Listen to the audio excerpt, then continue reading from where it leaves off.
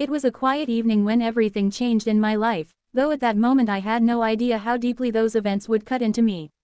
My name is Daniel, and for most of my life I believed I had lost someone forever, someone who had vanished without explanation, without a single clue, leaving behind only silence and aching memories. That someone was my sister, Emily. She disappeared when I was 17 years old, and for 15 years our family lived in the shadow of that mystery, trapped in questions that had no answers. But then, on an ordinary night when rain was pattering against the windows of my house, she returned. She knocked on the door, alive, standing in front of me as though time itself had reversed. And yet, the truth behind her disappearance would be more terrifying and heartbreaking than anything I had ever imagined. I grew up in a small town where everyone knew each other's names, where gossip spread faster than wildfire, and where secrets never stayed buried for long, or so I thought. Emily was 2 years older than me, bright, fearless, and loved by almost everyone she met. She was the kind of girl who made life feel bigger than the limits of our little town. She was adventurous, always dreaming of places far away, always believing the world had more to offer than the same streets we walked every day. But her adventurous spirit sometimes clashed with the quiet, protective nature of our family. My parents, especially my father, wanted her to be careful, to stay close, to avoid trouble. And maybe that's why her disappearance was so shocking, because Emily wasn't careless, not really. She wasn't the kind of girl who just walked away without saying goodbye. The night she vanished is etched into my memory. It was a Friday, and Emily had gone out with some friends to a small party just outside town. She promised she'd be home before midnight, and I remember teasing her about breaking curfew, laughing as she swatted my arm and told me not to tattle. But midnight came and went.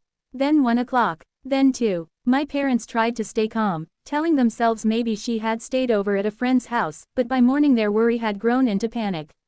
They started calling everyone we knew, but no one had seen her since she left the party. Her phone was switched off. Her car wasn't in the driveway. And by the time the police got involved, it was already too late. Emily was gone. No body, no car, no note, just gone. The days that followed were filled with desperate searches, endless questions, and a constant stream of theories. Some believed she had run away to chase her dreams, others whispered about foul play. The police searched the woods, drained a nearby lake, and followed every lead, but nothing came of it. My parents broke apart under the weight of it all, my father blaming himself for being too strict, my mother sinking into a quiet grief that swallowed her whole. I was left caught between their pain and my own, forced to grow up faster than I wanted.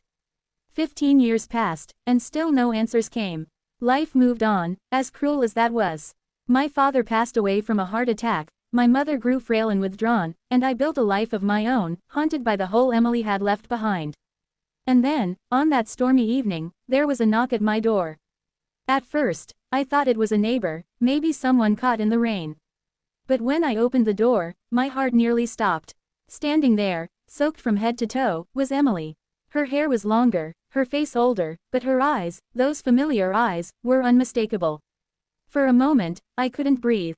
I just stared at her, unable to believe what I was seeing. Then she whispered my name, her voice trembling, and I knew it was really her. My sister. The girl we had lost. The girl I thought was dead. She was alive, standing in front of me after 15 long years. I pulled her inside, wrapped her in a blanket, and made her sit by the fire. My mind was racing with questions, but I could see the exhaustion in her eyes, the way her hands shook, the fear that clung to her every movement. She looked like someone who had lived through hell. And when she finally spoke, her story was nothing like what I had imagined. She told me she hadn't run away. She hadn't left us by choice. That night, on her way home from the party, she had been taken. Kidnapped. By someone she thought she could trust. At first, I thought she meant a stranger. But the truth was far worse. She said it was someone from our town. Someone who had been close to our family. Someone we saw nearly every week. My stomach churned as she explained that she had been lured away under the guise of needing help. She didn't say his name at first, almost as though speaking it out loud would give him power again. But I could see the terror in her eyes, and I realized this wasn't just a story of survival, it was a confession of horrors I couldn't begin to comprehend. For years, she said, she had been kept hidden. Locked away in a place no one thought to search, controlled by fear, threatened with violence, convinced that no one was looking for her anymore. She tried to escape more than once, but the consequences had been brutal. The man who took her was meticulous, careful, always one step ahead of suspicion. And the reason no one ever suspected him was because he was respected, trusted, seen as part of the community. When Emily finally whispered his name, my blood turned to ice. It was Richard Hayes, the man who had been at our dinner table countless times, who had laughed with my father over beers, who had ruffled my hair when I was a boy. He had been like an uncle to us. Everyone in town respected him. He owned a hardware store, sponsored the local football team, and had even helped in the early search when Emily first disappeared. He had stood beside us, patted my father's back, and told us he would do everything he could to help. And all along, he was the one who had taken her. I felt sick, like the floor had been ripped out from beneath me. Rage and disbelief battled inside me. But Emily's voice was steady, if fragile, as she went on. She told me how Richard had taken her to a cabin deep in the woods that belonged to his family. He had planned everything, the soundproof basement, the false alibis, the careful manipulation of people's trust. For years, he had kept her there, coming and going, making her life a living nightmare. At first, she said, she had screamed for help. She had tried to fight him, tried to run. But the cabin was too isolated, too secure. Over time, he broke her spirit with threats, telling her no one was looking anymore, that her parents had given up, that if she tried to escape, he would hurt me, or hurt my mother. She believed him, because he knew so much about our lives, every detail. He had been close enough to us to use our love against her. Her eyes filled with tears when she told me that the hardest part was the years slipping away. Birthdays missed, Christmases spent in darkness, the death of our father, something she didn't even know had happened until much later. She had cried when she realized life outside kept moving, while she was trapped in the same suffocating nightmare. I wanted to ask how she got free, how after 15 years she had managed to escape.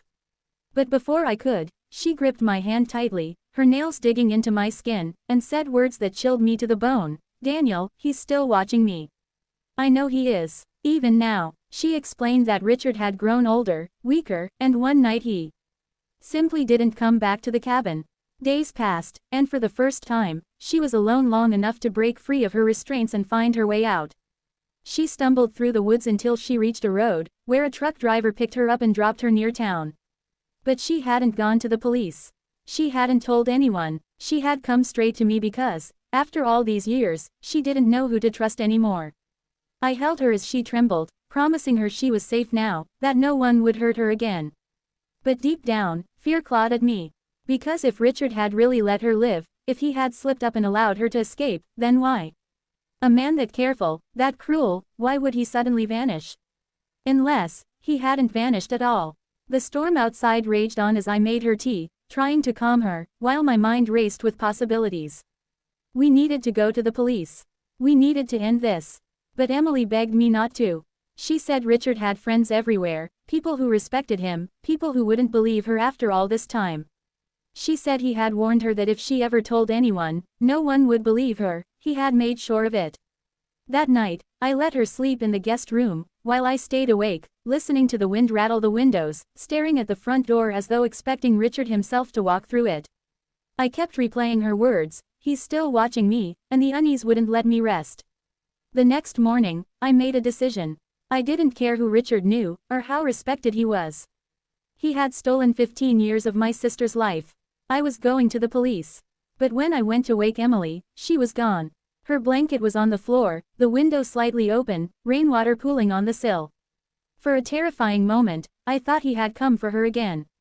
Panic surged through me as I ran outside, calling her name, searching the yard. But there was no trace of her. No footprints in the mud. No sound of struggle. It was as if she had simply disappeared again. I drove straight to the police station, demanding they reopen her case. At first, they looked at me like I was delusional. 15 years was a long time, and people don't just reappear like that. But when I told them her story, when I said Richard Hayes' name, something in the officer's eyes shifted. He exchanged a glance with his partner, and then quietly told me something that made my blood run cold. Richard Hayes died 2 years ago. I stared at him, stunned. "That's impossible," Emily said. She said he kept her prisoner. She said he just stopped coming back. But the officer shook his head. Richard had been in a car accident, his truck found at the bottom of a ravine. His body had been identified, buried in the town cemetery. There was no doubt, It was him. I drove home in a daze, my mind unraveling. If Richard was dead, then who had been holding Emily all that time? Who had controlled her, kept her hidden, filled her head with threats? And if she had really escaped, why had she disappeared again the moment I tried to bring the truth to light?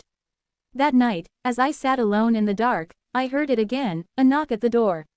My heart pounded as I opened it, half expecting Emily. But no one was there. Only an envelope, soaked from the rain. I picked it up with shaking hands and tore it open. Inside was a single sheet of paper, the handwriting unmistakably Emily's. It said, "You were right not to trust anyone. He was never alone. There were others. They're still out there. And now, they know I talked to you." My breath caught as the paper slipped from my hands.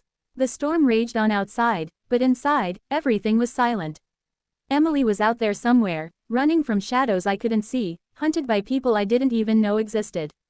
And I realized with sickening clarity that her nightmare hadn't ended when she knocked on my door. It had only just begun. Dash dash dash.